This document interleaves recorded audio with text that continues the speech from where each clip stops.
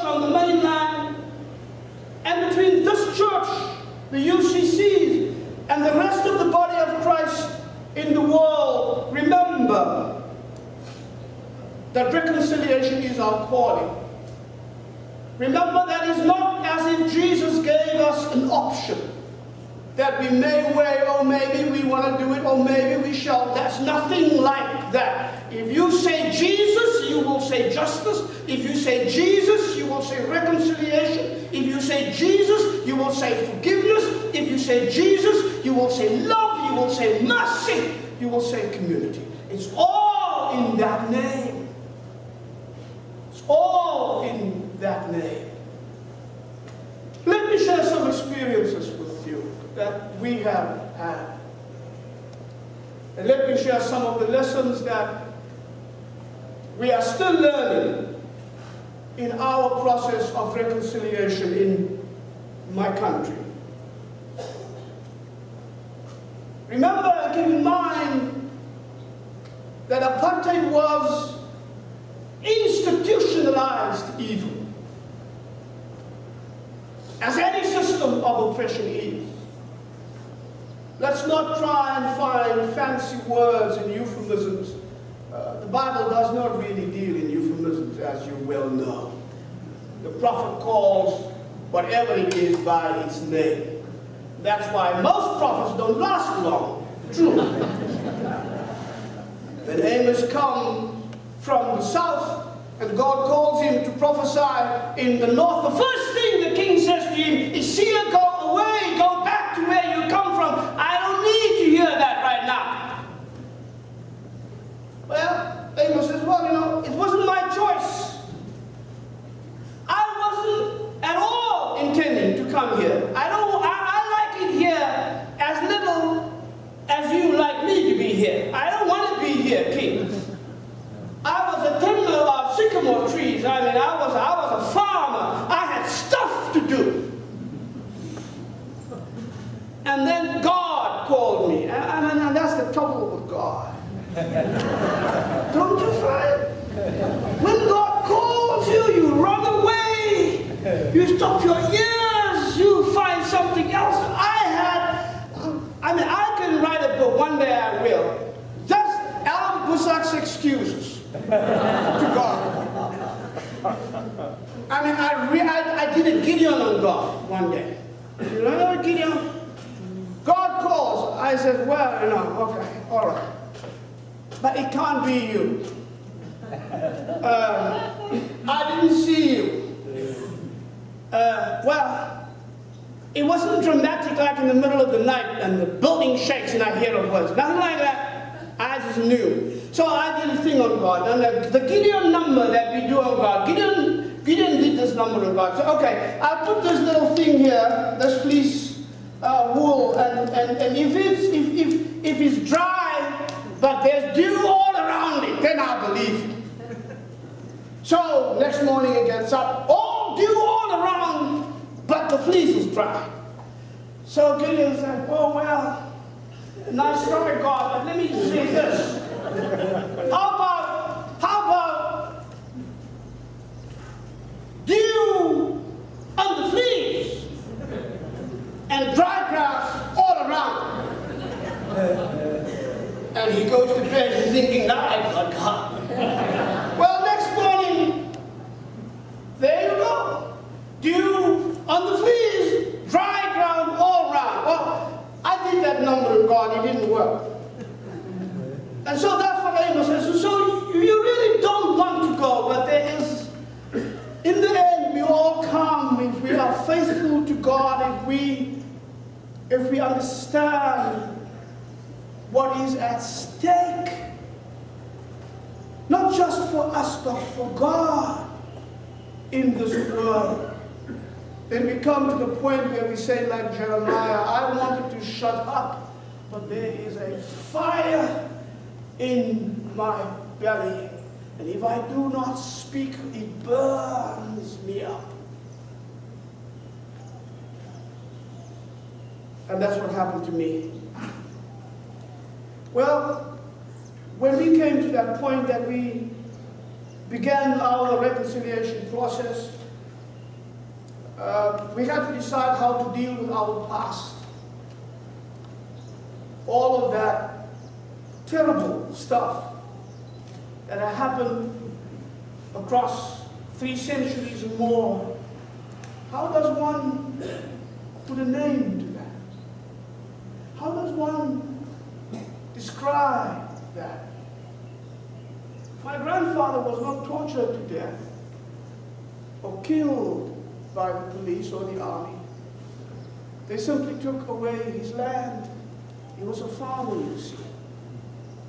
People of Hawaii, I know that you understand that bond. Your soul is in the land.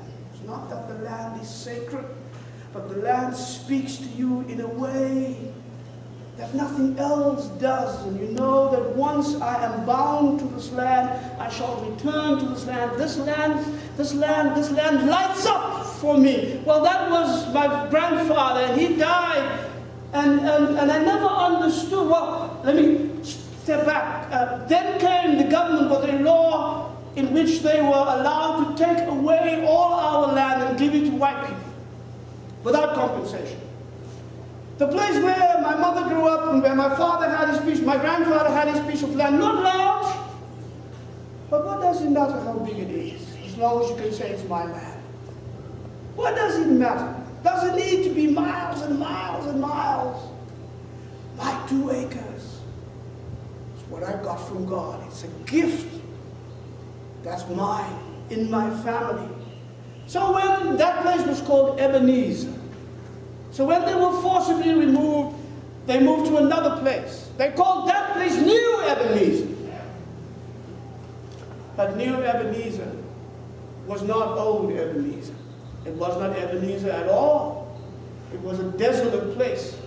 He couldn't be farming anymore. He had to learn a new trade. It killed him. My brother had explained to me that our grandfather had died of a broken heart. I never could understand that when I was a kid. Until one day, my mom explained to me what that meant.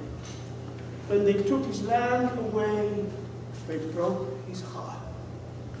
And he died of it. So how do I put a price tag on that? When I now speak to white people in my country about reconciliation, how do I say to them, make up for that? There's no way to make up. So there's a million of these things. And when we got together at a political level, we said, look, for crimes against humanity as apartheid was, there is a historic precedent. And the historic precedent was happened after World War II. It became known as the Nuremberg trials.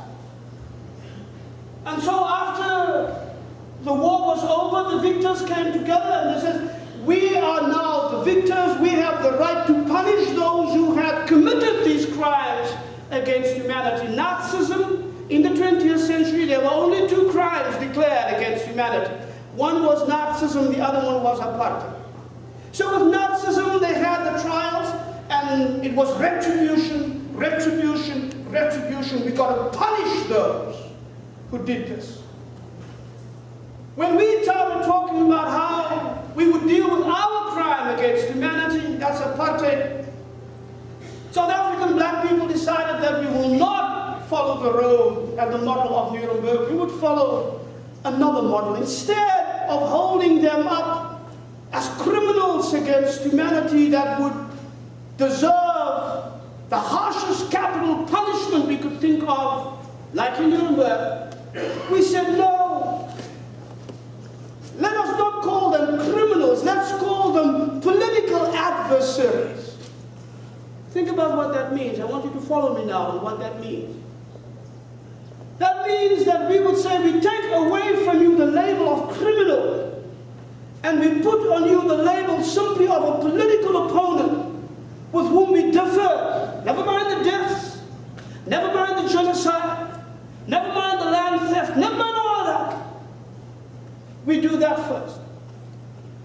That is a form of political justice that is not criminal justice. That is not retributive justice. That's number one.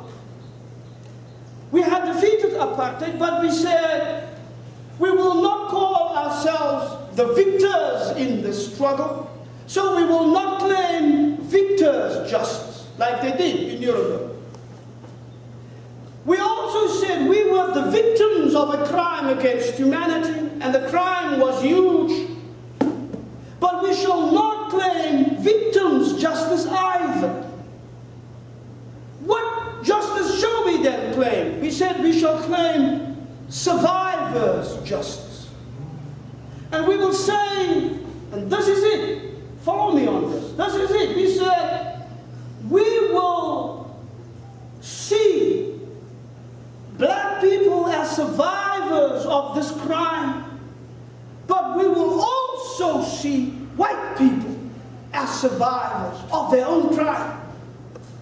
Because inasmuch as they inflicted all these inhumane things upon us, we understand that that diminished their own humanity. You cannot do what they have done to us and still remain intact as a human being. You cannot inflict on people that violence, that oppression, that dispossession of their humanity, and still retain your own humanity. And we say Ubuntu means that my humanity is tied up with yours. If I am inhuman to you, it diminishes my own humanity. In the end, you are in as much need of healing and forgiveness as I am. That's an amazing thing. And that's what we did. And that's what we offer. But you know, that kind of political forgiveness leads to an even more difficult form of forgiveness, what we call communal forgiveness. And so Nelson Mandela, when he came out of prison, stood up on that balcony in Cape Town that day on February 11, 1990.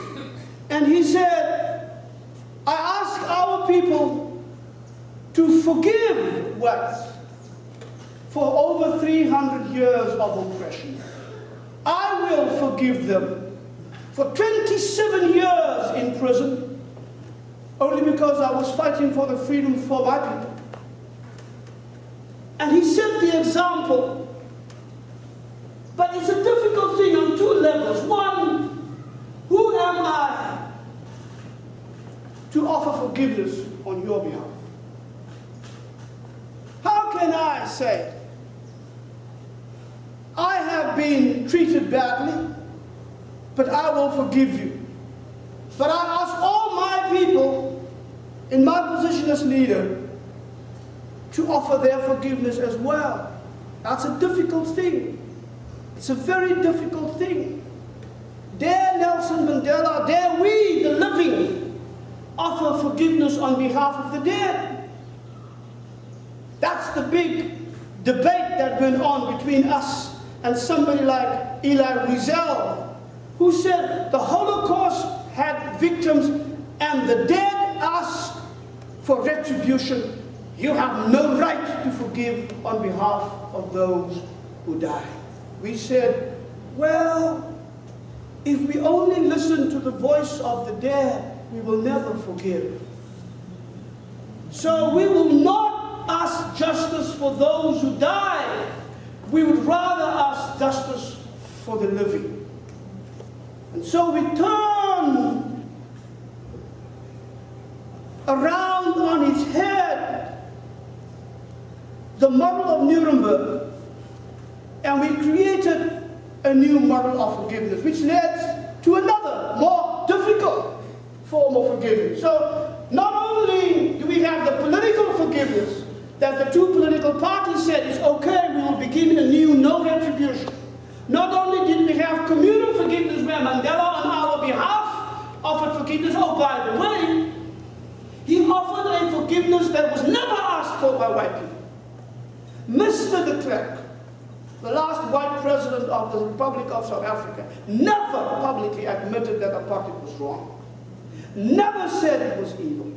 Never admitted the pain and the suffering of our people. Never said, I'm sorry, on behalf of white people. Never. We offered a forgiveness that was not asked for. Think about what that means. Think about what that means. Then came the more difficult thing. So we have the Truth and Reconciliation Commission, of which Archbishop Tutu was the chairperson. In the amnesty hearings, they bring together those of the police and the army who were willing to come forward and to admit that they had perpetrated crimes against human rights. They had tortured, they had killed, they had imprisoned.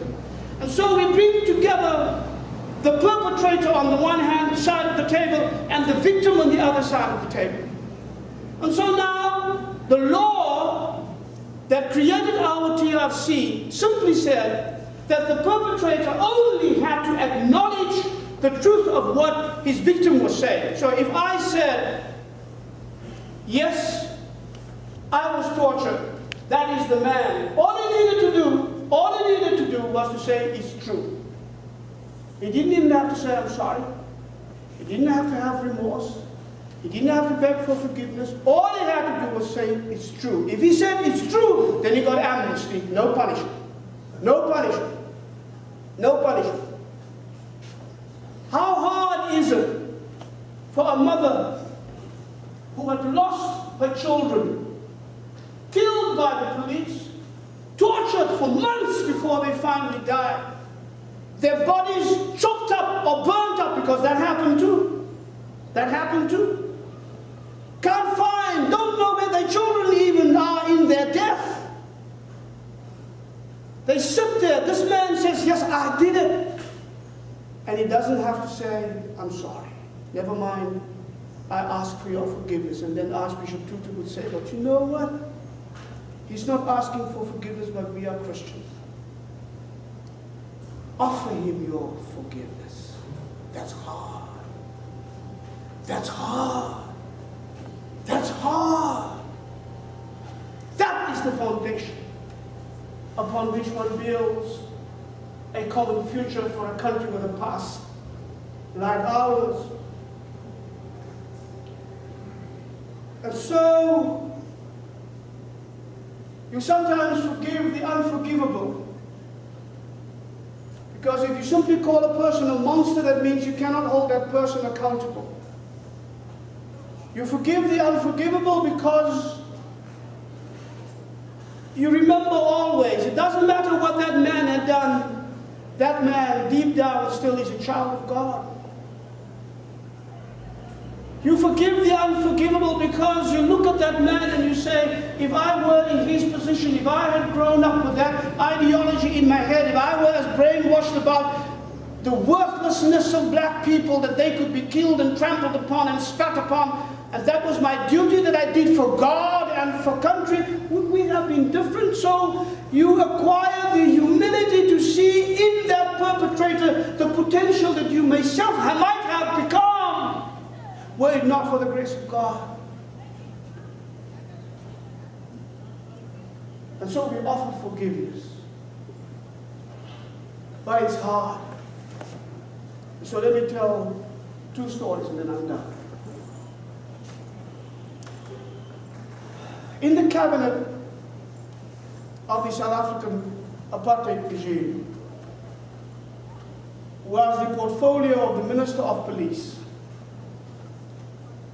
The police were responsible for indescribable atrocities to our people.